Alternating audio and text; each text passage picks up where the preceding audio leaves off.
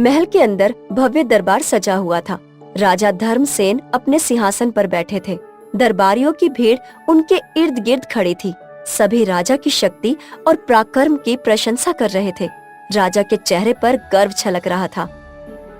महाराज, आज फिर हमारी सेना ने पड़ोसी राज्य के सैनिकों को हराकर उन्हें पीछे हटने पर मजबूर कर दिया। ये सब आपकी अपार शक्ति और वीरता का परिणाम है। ये तो होना ही था। इस धरती पर कोई ऐसा जन्मा ही नहीं जो मुझसे टकरा सके। शक्ति ही मेरा सबसे बड़ा शस्त्र है और मैं इसे कभी हारने नहीं दूंगा। दरबार में जय जयकार गूंजने लगी। राजा संतोष से सिर हिलाने लगे। तभी एक सैनिक अंदर आ पहुंचा और सूचना देते हुए बोला, महाराज, शिकार की सारी तैयारियां हो चुकी हैं। घोड़े तैयार हैं और सैनिक भी आपकी आज्ञा की प्रतीक्षा कर रहे हैं। अच्छा, तो चलो आज देखता हूँ इस जंगल में कौन मेरा शिकार बनने के लिए तैयार बैठा है।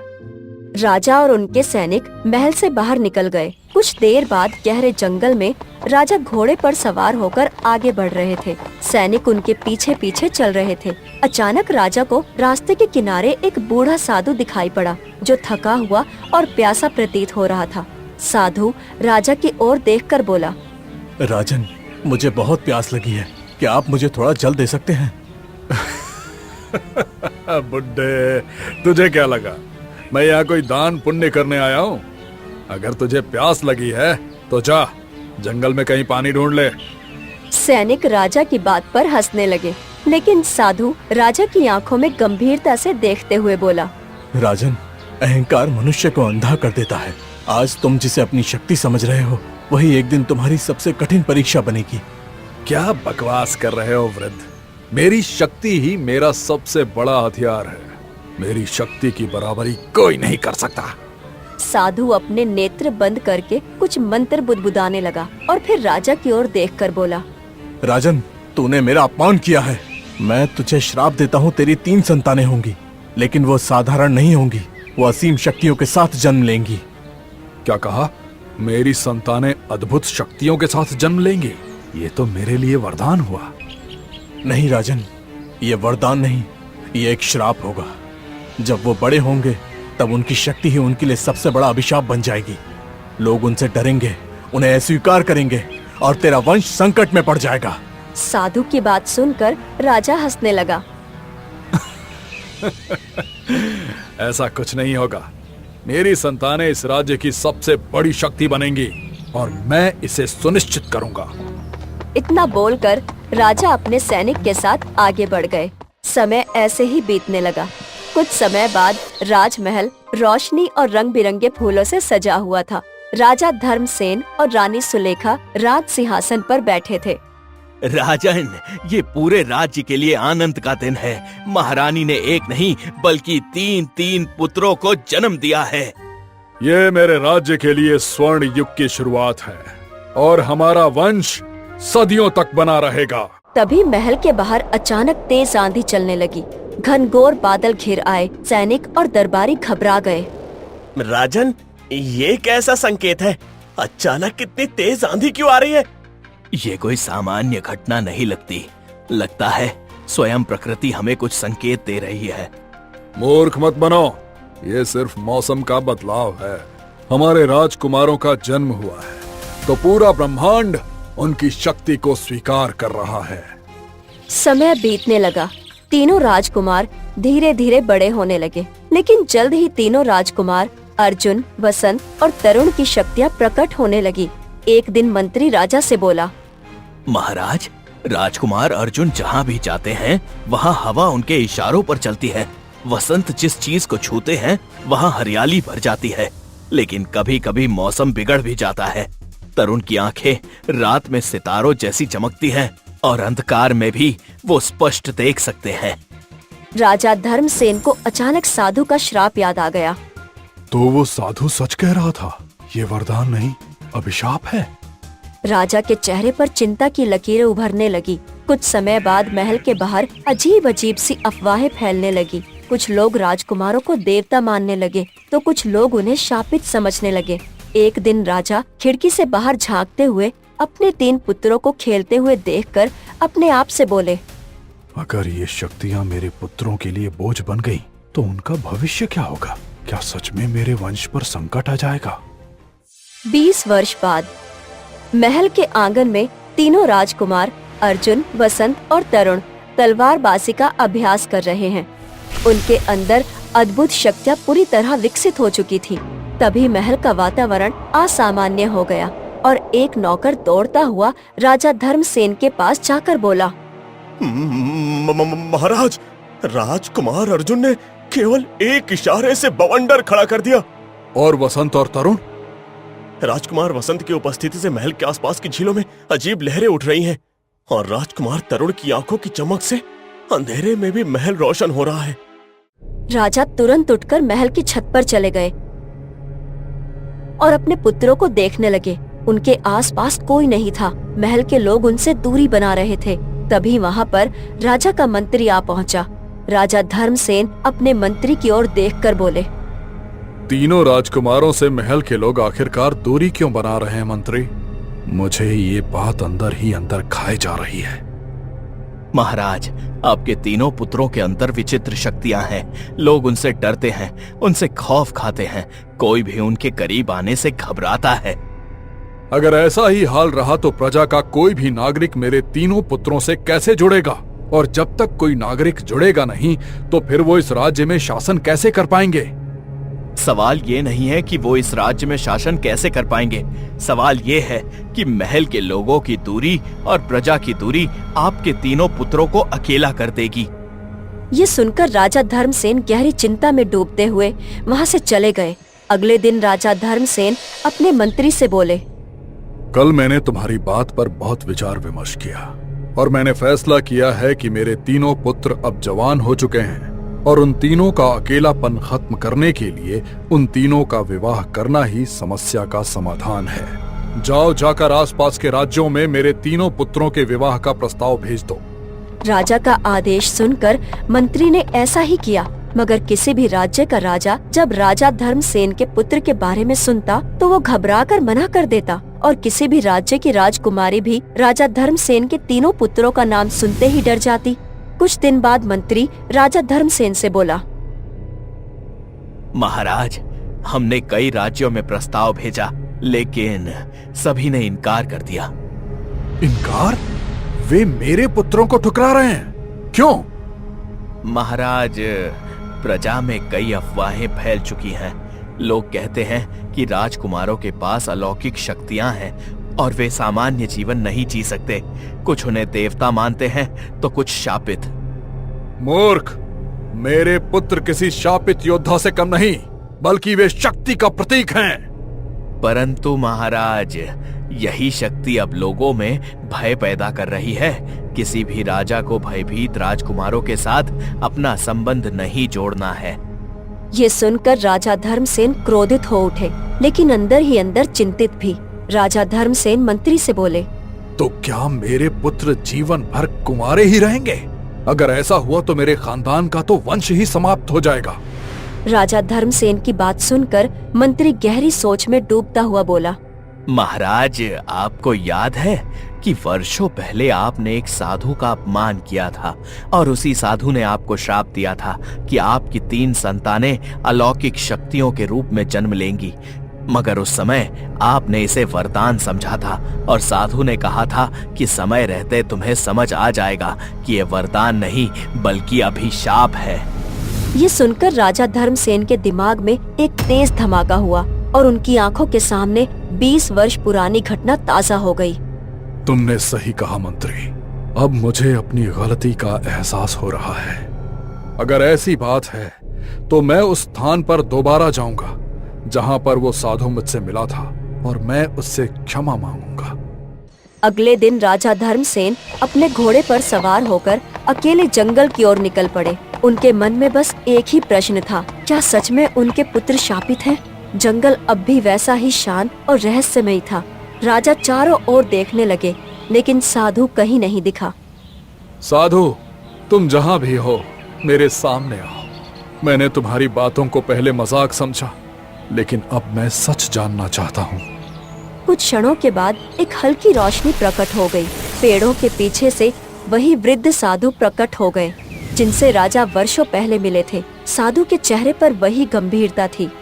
राजन, तुम्हें यहाँ आने में बहुत समय लग गया। क्या अब भी अपने अहंकार में डूबे हो? नहीं, अब मेरा अहंकार टूट चुका है, लेकिन मैं ये जानना चाहता हूँ कि क्या मेरे पुत्रों के लिए कोई समाधान है या ये श्राप हमेशा बना रहेगा? हर श्राप का अंत संभव है, लेकिन उसके लिए पात्र को कठिन परीक्षाओं से गुजरना पड़ता है। कैसी परीक्षाएं? 3 कठिन परीक्षाएं जो तीनों राजकुमारों को देनी होंगी। यदि वो सफल हुए तो श्राप समाप्त हो जाएगा, लेकिन यदि वो असफल हुए तो क्या? तो उनकी शक्तियां उनके लिए ही विनाश का कारण बन जाएंगी।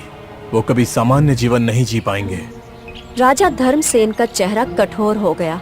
वे गहरी सोच में पड़ गए। अब उनके सामने सिर्फ एक ही रास्ता था, अपने पुत्रों को इन परीक्षाओं के लिए तैयार करना। मैं अपने पुत्रों को इन परीक्षाओं का सामना करने के लिए तैयार करूंगा। मुझे बताओ, ये परीक्षाएं क्या हैं? पहली परीक्षा अर्जुन की होगी, नीलकंठ सरोवर में, जहां जलपरी का श्राप बसा हुआ है। इतना बोलकर साधु राजा के नजदीक आकर राजा के कान में रहस्यमय अंदाज में कुछ बताने लगा। राजा धर्मसेन की आंखें आश्चर्य और भय से फैल गई। कुछ क्षण बाद साधु तेज स्वर में बोला, यही एक हल है राजन। इतना बोलकर साधु रंग बिरंगी किरणों से वहां से गायब हो गया और राजा धर्मसेन चुपचाप अपने महल चला आया। अगले दिन राजमहल में राजा धर्मसेन तीनों राजकुमारों के सामने खड़े थे। मेरे पुत्रों, साधु ने तुम्हें श्राप से मुक्ति का मार्ग बताया है, लेकिन ये मार्ग आसान नहीं। तुम तीनों को कठिन परीक्षाओं से गुजरना होगा। पिताश्री, हमें बताइए, हमें क्या करना होगा? अर्जुन, पहली परीक्षा तुम्हारी है। तुम्हें नीलकंठ सरोवर तक जाना होगा, जहां एक जल परी का श्राप छिपा है। जलपरी? वो तो सिर्फ लोक कथाओं में सुनी गई है। नहीं, वो वास्तविक है और उसका श्राप ही तुम्हारी परीक्षा है। अर्जुन, ये निर्णय तुम्हें लेना होगा। मैं तैयार हूं पिताश्री, मैं इस परीक्षा का सामना करूंगा। अर्जुन घोड़े पर सवार होकर महल से निकल पड़ा। रात के समय अर्जुन नीलकंठ सरोवर के पास पहुंच गया। चारों ओर रहस्यमय शांति फैली हुई थी। सरोवर का पानी हल्की नीली रोशनी से चमक रहा था। जैसे ही अर्जुन पानी के पास पहुंचा, हल्की हल्की धुंध उठने लगी। अचानक पानी के बीचों बीच एक सुंदर जल परी प्रकट हो गई। कौन हो तुम जो इस श्रापित सरोवर में आए हो? मैं अर्जुन हूँ, केशव नगर का राजकुमार। मैं तुम्हारे श्राप का रहस्य जानना चाहता हूँ। ये श्राप वर्षों पुराना है। एक दुष्ट जादूगर ने मुझे इस सरोवर का पहरेदार बना दिया ताकि कोई भी यहाँ से अमृत कलश ना ले जा सके। जब तक कोई व्यक्ति सच्चे प्रेम और साहस से मेरी परीक्षा पास नहीं करता, तब तक मैं मुक्त नहीं हो सकती। अगर तुम्हारी मुक्ति मेरी परीक्षा है तो मैं इसे पूरा करने के लिए तैयार हूँ। जल परी ने हाथ उठा दिए और सरोवर का पानी अचानक ऊंची लहरों में बदल गया। चारों ओर एक रहस्यमय गूंज सुनाई देने लगी। ये परीक्षा बल से नहीं, हृदय से जीती जाएगी। तुम्हें साबित करना होगा कि तुम्हारा हृदय सच्चा और निडर है। अचानक सरोवर के पानी से एक विशालकाय जल राक्षस प्रकट हो गया। वो अर्जुन की ओर बढ़ने लगा। अर्जुन ने तलवार से जैसे ही उस पर वार किया, तभी वो पानी में विलीन हो गया और दूसरी जगह प्रकट हो गया। अर्जुन को एहसास हो गया था कि ये राक्षस केवल छलावा है। अगर मैं इससे लड़ता रहा तो मैं कभी नहीं जीत पाऊंगा। मुझे इन पर वार करने के बजाय जलपरी की सच्ची परीक्षा को समझना होगा। अर्जुन ने अपनी तलवार नीचे रख दी और आंखें बंद कर ली। राक्षस उसके चारों ओर घूमने लगा, लेकिन वो शांत खड़ा रहा। अचानक राक्षस धीरे धीरे गायब हो गया। तुमने समझ लिया, असली परीक्षा बाहुबल की नहीं बल्कि मन की थी। सच्चा योद्धा वो होता है जो केवल युद्ध से नहीं बल्कि धैर्य और बुद्धि से भी जीतता है। इतना बोलते ही जल परी का रूप बदलने लगा और वो एक सुंदर राजकुमारी में बदल गई। मैं असल में नीलकंठ साम्राज्य की राजकुमारी सुमित्रा हूँ। उस दुष्ट जादूगर ने मुझे जलपरी बनाकर इस सरोवर में कैद कर दिया था। आज तुमने मुझे मुक्त कर दिया है। ये केवल मेरी परीक्षा नहीं थी बल्कि तुम्हारी भी थी। अब तुम स्वतंत्र हो।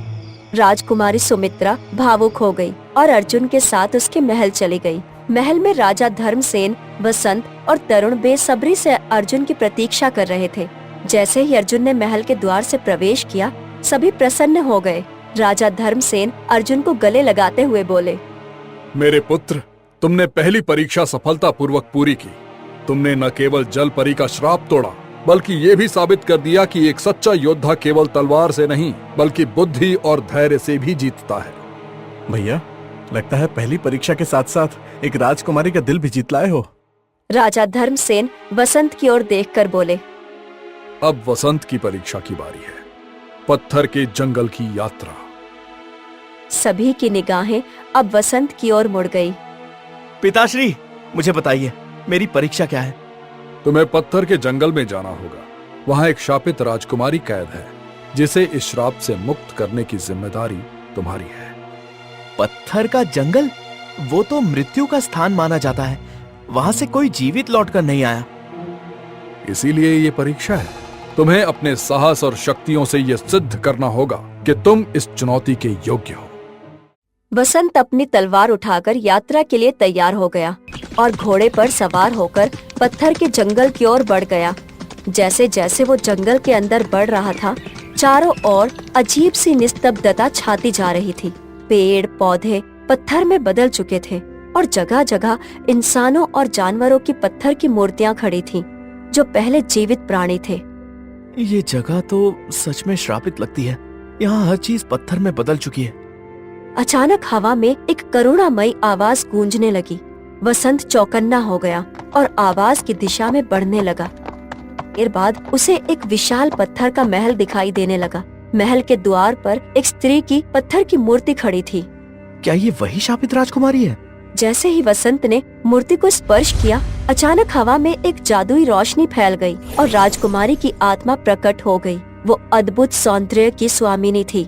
उसकी आंखों में पीड़ा और दर्द झलक रहा था। कौन हो तुम जो इस श्रापित भूमि में आए हो? मैं वसंत, केशव नगर का राजकुमार हूँ। मैं तुम्हारे श्राप को समाप्त करने के लिए यहाँ आया हूँ। लेकिन ये इतना आसान नहीं। इस श्राप को तोड़ने के लिए तुम्हें अपनी सबसे प्रिय चीज त्यागनी होगी। अगर किसी त्यागी से तुम्हारी मुक्ति संभव है तो मैं उसे करने के लिए तैयार हूँ। लेकिन पहले ये बताओ कि ये श्राप लगा कैसे? सदियों पहले मैं इस महल की राजकुमारी थी। एक दुष्ट जादूगर को मुझसे प्रेम हो गया, लेकिन जब मैंने उसका प्रस्ताव ठुकरा दिया तो उसने मुझे श्राप देकर पत्थर बना दिया। न केवल मैं बल्कि पूरा जंगल श्रापित हो गया। जब तक कोई व्यक्ति सच्चे प्रेम और त्याग से इस श्राप को नहीं तोड़ेगा, तब तक मैं मुक्त नहीं हो सकती। ये सुनकर वसंत गहरी सोच में पड़ गया। त्याग, मेरी सबसे प्यारी चीज क्या है? अचानक महल के द्वार पर एक अंधेरी छाया प्रकट हो गई। यही वो दुष्ट जादूगर था जिसने राजकुमारी को शापित किया था। मूर्ख राजकुमार, तुम भी इस जंगल में फंस जाओगे। कोई भी श्राप से बच नहीं सकता। अगर तुम राजकुमारी को मुक्त करना चाहते हो तो तुम्हें अपनी सबसे प्रिय चीज त्यागनी होगी, तुम्हारी शक्तियाँ। वसंत के सामने अब सबसे कठिन निर्णय था। वो अपनी शक्तियाँ खो देगा तो सामान्य मानव बन जाएगा, लेकिन अगर वो त्याग नहीं करता तो राजकुमारी पत्थर ही बनी रहेगी। राजकुमार, मैं तुम्हें इस त्याग के लिए मजबूर नहीं करूंगी। तुम वापस जा सकते हो। नहीं राजकुमारी, एक सच्चे योद्धा की पहचान त्याग और प्रेम से होती है। मैं अपनी शक्तियाँ छोड़ने के लिए तैयार हूँ। जैसे ही वसंत ने ये कहा, उसकी शक्तियाँ धीरे धीरे उसके शरीर से निकलने लगी। लेकिन इसी के साथ एक चमत्कार हुआ। राजकुमारी का पत्थर सा रूप टूट गया और वो फिर से जीवित हो गई। जादूगर चीखता हुआ राख बनकर उड़ गया। पूरा जंगल हरा भरा हो गया और सभी पत्थर की मूर्तियाँ वापस जीवित हो गई। वसंत राजकुमारी के साथ महल लौट आया। मेरे पुत्र, तुमने अपने त्याग से ये सिद्ध कर दिया कि सच्चा योद्धा केवल शक्ति से नहीं बल्कि प्रेम और त्याग से महान बनता है। तो अब 2 परीक्षाएं पूरी हो चुकी हैं। अगली बारी मेरी है। हाँ, अब अंतिम परीक्षा की घड़ी आ गई है। तरुण, तुम्हें अंधकार का महल जाना होगा, जहां एक दुष्ट जादूगर ने एक राजकुमारी को कैद कर रखा है। पिताश्री, ये जादूगर कौन है? मैं नहीं जानता कि वो जादूगर कौन है। मुझे बस साधु महाराज ने यही बताया था कि तुम्हें अंधकार के महल में जाकर उस जादूगर से राजकुमारी को कैद से आजाद कराना होगा। हाँ, एक बात ध्यान रखना, साधु महाराज ने बताया था कि वो जादूगर बहुत शक्तिशाली है और उसकी माया से बचना आसान नहीं होगा। भैया, ये परीक्षा सबसे कठिन होगी। डरने से परीक्षा नहीं दी जाती भाई, मुझे अपना कर्तव्य पूरा करना होगा। तरुण अपनी यात्रा के लिए तैयार हो गया और अपने घोड़े पर सवार होकर अंधकार के महल की ओर बढ़ने लगा। महल काले बादलों से घिरा हुआ था और उसके चारों ओर डरावना सन्नाटा पसरा था। जैसे ही तरुण महल में प्रवेश किया, दरवाजे अपने आप बंद हो गए। एक गहरी हंसी गूंजने लगी। तो ये नया योद्धा आया है जो मुझे हराने का सपना देख रहा है। तरुण तलवार निकालकर सावधान हो गया। उसके सामने एक विशाल सिंहासन पर काले वस्त्रों में लिपटा एक भयावह जादूगर बैठा था। मैं यहाँ राजकुमारी को मुक्त कराने आया हूँ, छोड़ दो उसे।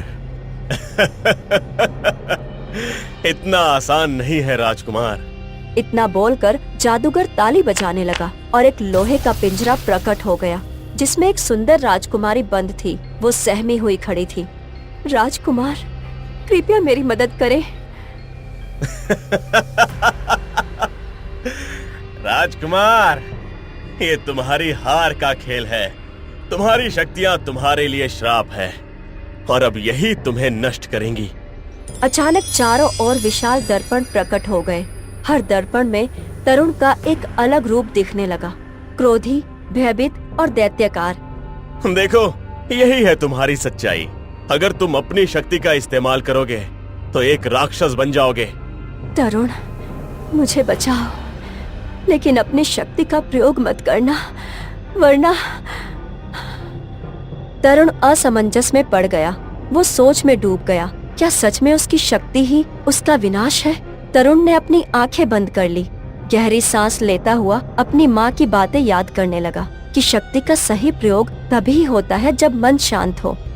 डर मेरी परीक्षा है, अगर मैं इससे हार गया तो सच में श्रापित हो जाऊंगा। कुछ देर बाद उसने धीरे से आंखें खोल दी। ये क्या कर रहे हो? अपनी शक्ति का इस्तेमाल नहीं करोगे तो मुझसे लड़ोगे कैसे? शक्ति को इस्तेमाल करने और उस पर नियंत्रण रखने में अंतर है। जादूगर आग की लपटें छोड़ने लगा। तरुण ने एक पल के लिए शक्ति का प्रयोग किया, लेकिन पूरी तरह आत्मनियंत्रण में रहते हुए। असंभव! तुम अपनी शक्ति को नियंत्रित कैसे कर रहे हो? क्योंकि शक्ति का सही मूल्य आत्मनियंत्रण है, न कि भय। तरुण जादूगर की ओर बढ़ने लगा और अपनी तलवार से एक ही वार से उसका नाश कर दिया। जादूगर का नाश होते ही महल रोशनी में बदल गया। राजकुमारी का पिंजरा टूट गया। तरुण राजकुमारी को साथ लेकर अपने महल आ पहुंचा। तरुण को देखकर राजा धर्मसेन प्रसन्न हो उठे और उसके साथ दोनों भाई भी।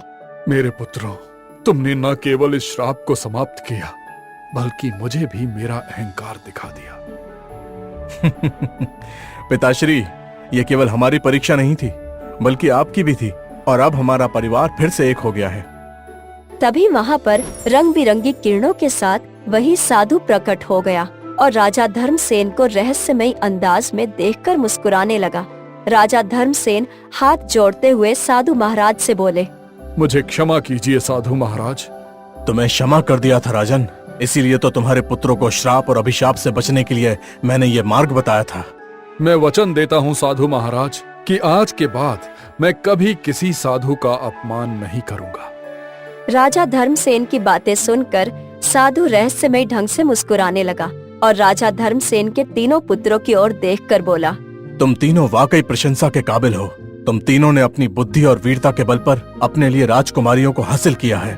मैंने बरसों पहले जो श्राप दिया था, वो श्राप तो तुम तीनों ने अपनी मेहनत से ही खत्म कर दिया। मैं यहाँ तुम्हें ये बताने के लिए आया हूँ कि तुम्हारे अंदर वो दिव्य शक्तियाँ हमेशा रहेंगी, लेकिन एक श्राप बनकर नहीं, बल्कि एक वरदान बनकर। राज्य के लोग और महल के लोग केवल श्राप की वजह से तुमसे दूरी बनाकर रखते थे, न कि तुम्हारी शक्तियों की वजह से। साधु की बात सुनकर तीनों राजकुमार मुस्कुराने लगे। अपनी शक्तियों का इस्तेमाल लोगों की भलाई के लिए करना। इतना बोलकर साधु रंग बिरंगी किरणों के साथ वहाँ से गायब हो गया।